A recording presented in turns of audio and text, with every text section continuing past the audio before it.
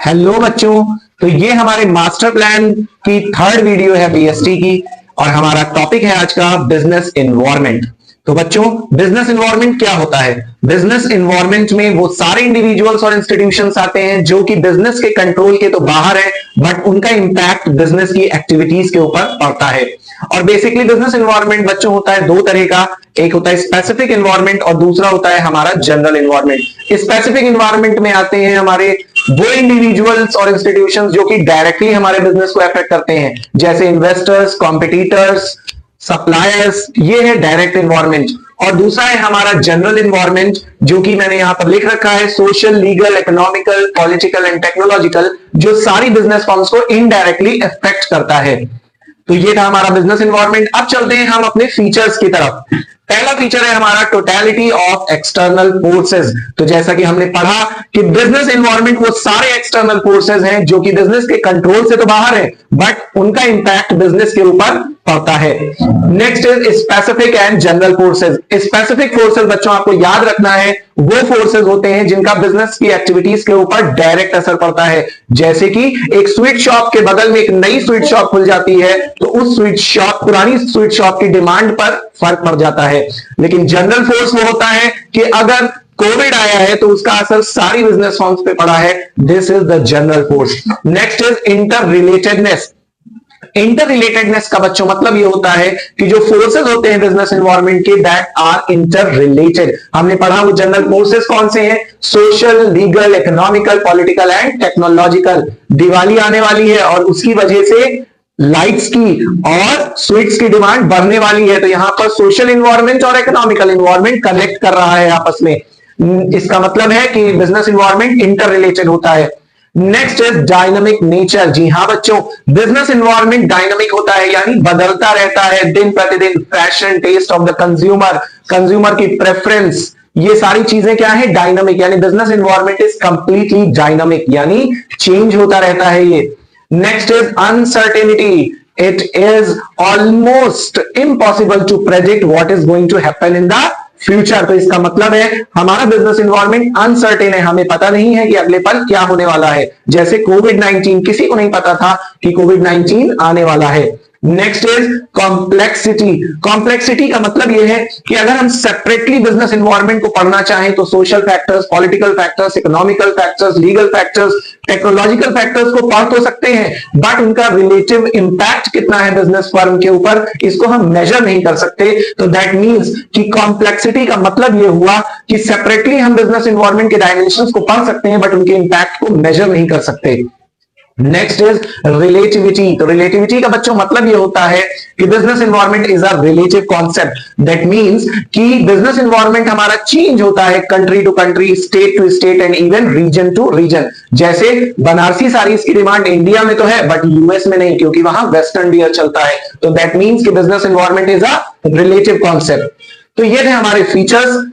तो next topic है बच्चों हमारा इंपॉर्टेंस ऑफ बिजनेस एनवायरनमेंट, जिसमें पहला है it helps to identify opportunities and getting first mover advantage. सबसे पहले तो बच्चों मैं ये बता दूं कि इंपॉर्टेंस ऑफ बिजनेस एनवायरनमेंट का मतलब ये है कि importance of understanding the business environment, यानी बिजनेस एनवायरनमेंट को समझने की क्या इंपॉर्टेंस है, उसको समझने से हमें क्या फायदा मिलता है। तो यस, हमें क्या फायदा मिलता है? To identify the opportunities. Opportunities क्या है? देखिए, business environment provide us lots of opportunities. अगर हम बिजनेस एनवायरनमेंट को समझते हैं तो हमें उस बिजनेस एनवायरनमेंट से बहुत सारी अपॉर्चुनिटीज मिलती हैं और हमें फर्स्ट मूवर एडवांटेज मिलता है। फॉर एग्जांपल, मारुति उद्योग ने यह महसूस किया कि Indians need a small car, यानी एक इकोनॉमिकल कार की आवश्यकता है उनको, and they launch the first economical car. जैसे रिलायंस ने जियो लॉन्च किया, कम पैसे का फोन लॉन्च किया और इंडियंस को कनेक्ट करने में मदद किया। तो क्या हुआ? आज Reliance is a big leading cellphone company. Now it helps to identify threats and getting early warning signals. That means कि जिस तरह इस environment में opportunities होती हैं, उसी तरह environment में threats भी होते हैं, यानी खतरे भी होते हैं। फॉर एग्जाम्पल, नई नई मल्टीनेशनल कॉर्पोरेशंस इंडियन मार्केट में आ रही हैं, जो कि डोमेस्टिक कंपनीज के लिए एक अर्ली वार्निंग सिग्नल है कि उन्हें अपने प्रोडक्ट को और ज्यादा इंप्रूव करना पड़ेगा क्वालिटी वाइज, फीचर्स वाइज, ताकि वो कंपटीशन दे सकें एमएनसीज के प्रोडक्ट को। Next is it helps in tapping useful resources. एक बिजनेस फर्म को बहुत सारे रिसोर्सेज की आवश्यकता पड़ती है, for example finance, from financiers, raw materials, inputs, ये सारे रिसोर्सेज उसे कहां से मिलते हैं? ये सारे रिसोर्सेज उसे इन्वायरमेंट से मिलते हैं, और इन रिटर्न जो फर्म होती है वो सप्लाई करती है आउटपुट। तो एक ऐसी फर्म जो बिजनेस इन्वायरमेंट पर एक अच्छी निगाह रखती है, तो that business firm will able to get the required raw material and resources so that the firm is able to convert those raw materials and inputs to the proper outputs. तो next हमारा importance है बच्चों, it helps in coping the rapid changes. जी हां, business environment हमारा rapidly change हो रहा है, जैसे कि हमारी market conditions, more demanding customers, intense global competition. तो इतनी सारी चीजें हैं। एक ऐसा मैनेजर जो बिजनेस इन्वायरमेंट को प्रॉपरली एग्जामिन कर रहा है, तो that manager will able to develop the suitable course of action so that in rapid changes से deal किया जा सके। Next is it helps in assisting in planning and policy formulation। तो बच्चों, business environment की opportunities और threats को देखते हुए these opportunities and threats serve as a basis for the upcoming planning and policy formulation for the business firms। Next is it helps in improving performance। एक ऐसी firm that closely examines the business environment, वो सिर्फ market में survive ही नहीं करती बल्कि दिन प्रतिदिन ग्रो किया करती है। तो बच्चों, ये थे हमारे बिजनेस इन्वायरमेंट के फीचर्स और importance. Now we are going to study these general forces of business environment. इन बिजनेस इन्वायरमेंट के फोर्सेस को मैंने एब्रिविएशन के फॉर्म में कर दिया है, जिसे आप याद कर सकते हैं स्लेप्ट के फॉर्म में, social, legal, economical, political and technological. तो शुरू करते हैं हम सोशल से। तो ये बेटा सोशल इन्वायरमेंट क्या है? जो हमारे बिजनेस, देखिए हमारा बिजनेस एक सोसाइटी में ऑपरेट करता है और बहुत सारे सोशल फैक्टर्स ऐसे हैं जो हमारे बिजनेस के ऊपर इंपैक्ट डालते हैं, जैसे social trends, values, traditions, customs, इन सारी चीजों का असर हमारे बिजनेस इन्वायरमेंट पे पड़ता है। जैसे दिवाली आने वाली है तो दियों की सेल बढ़ने वाली है, ईद आने वाली है तो कुर्ता और पैजामा की सेल बढ़ने वाली है। ये क्या है? These are social customs, these are the tradition जिनकी वजह से हमारे बिजनेस पर असर पड़ता है। उसी तरह होती है बच्चों वैल्यूज। वैल्यूज क्या होती है? जिन्हें सोसाइटी हाई स्टीम में देखती है, जैसे freedom of choice, equality.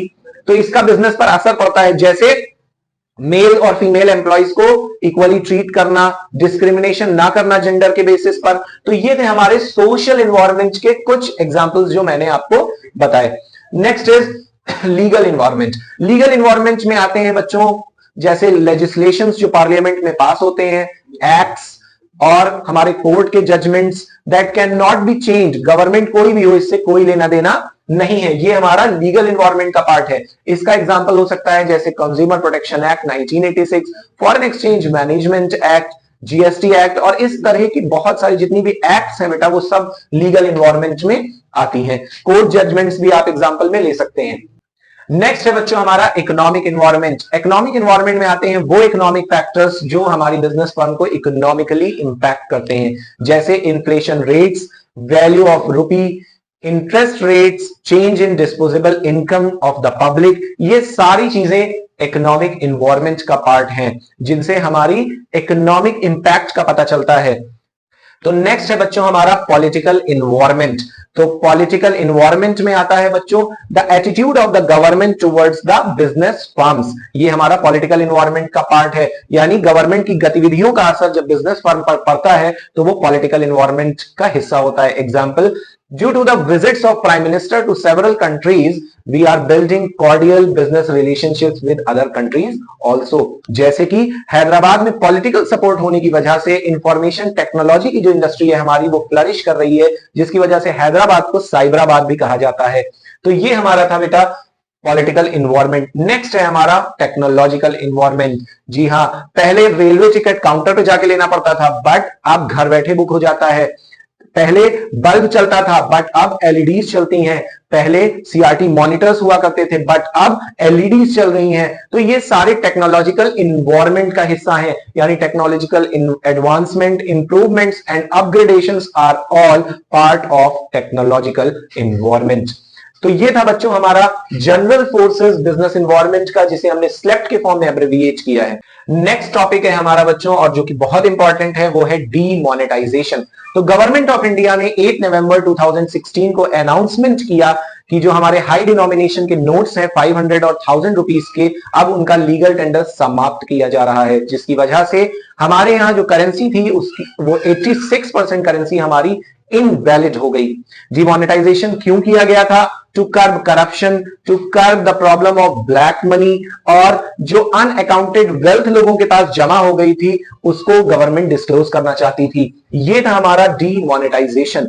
Now coming to the features, तो हमारा पहला फीचर है डीमोनेटाइजेशन का कि डीमोनेटाइजेशन को एक टैक्स एडमिनिस्ट्रेशन मेजर भी कहा गया है। देखिए बच्चों, ये टैक्स एडमिनिस्ट्रेशन मेजर क्या होता है? जिन लोगों के पास डिक्लेयर्ड इनकम थी, उन्होंने अपनी इनकम को बैंक में डिपॉजिट कर दिया जल्दी से जल्दी, क्योंकि वो ऑलरेडी उस पर टैक्स पे कर चुके थे। बट जिनके पास ब्लैक मनी था, उनको ना चाहते हुए भी अपना पैसा बैंक में डिपॉजिट करना पड़ा, फिर उन्हें उस पैसे पर टैक्स भी भरना पड़ा अलोंग विद द पेनाल्टी। इसको कहते हैं बेटा tax administration measure. Next is reduction in tax evasion. Tax evasion कहते हैं कर चोरी को, यानी टैक्स की चोरी को कहते हैं बेटा tax evasion.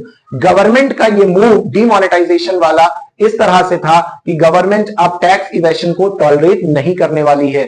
Next is channelising savings into formal financial system. बच्चों, आपने भी सुना होगा कि हमारे घरों में बहुत सारा पैसा ऐसा था जो नोट्स के फॉर्म में हमारे घरों में रखा हुआ था, but it was of no use.